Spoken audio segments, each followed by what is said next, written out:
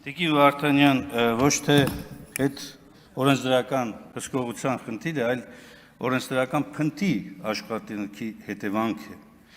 Ես ուզում եմ հիշեցնել, այս փոփոխությունը, որով անձնանունների արգելքը դրվեց, 2022 թվականին է եղել։ 2024 թվականի դեկտեմբերին, այսինքն մեծ փաթեթով, այս ամբիոնից, որ գովաբանվում էր այդ փոփոխությունները, որ մանրակրկիտ նայվել են, քննարկումներ են եղել, Տիկին Ջուլակյանն էլ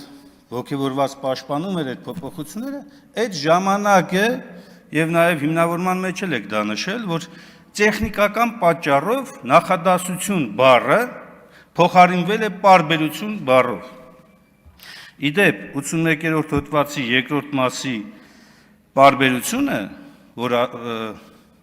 արդեն վերջնական ակտում փոփոխության է ենթարկվել, հենց այդպես էլ կա, բայց երկրորդ նախադասությունը ընդհանրապես անիմաստ էր, որ վկայակոչվեր։ Բայց դուք հիմա բերել եք, փոփոխությունով վերականգնել եք նախկինը։ Հետևաբար, եթե ի սկզբանե նպատակը սա թողնելն էր, օրենսդրական այդ փնթի աշխատանքը չպետք է լիներ։ Ու ամենակարևորը, հիմա երբ ընտրական գործընթացը սկսվել է,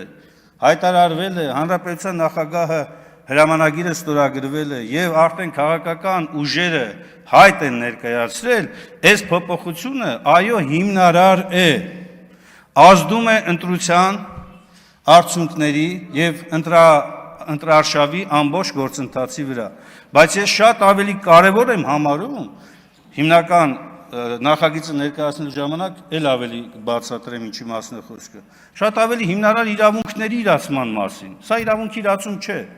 սա վարչական կարգով արգելք է, հիմնարար իրավունքները պետք է վերաբերեն օրինակ, տնային կալանքում գտնվող անձի քվեարկությանը մասնակցելուն, որ կարգավորված չէ, տնային կալանքում գտնվող անձի քարոզչությանը մասնակցելը, որ կարգավորված չէ, այսրանք իրավունքի իրացման հարցեր են, որոնց կանդրադառնամ հիմնական այս նախագծի հիմնական քննարկման ժամանակ։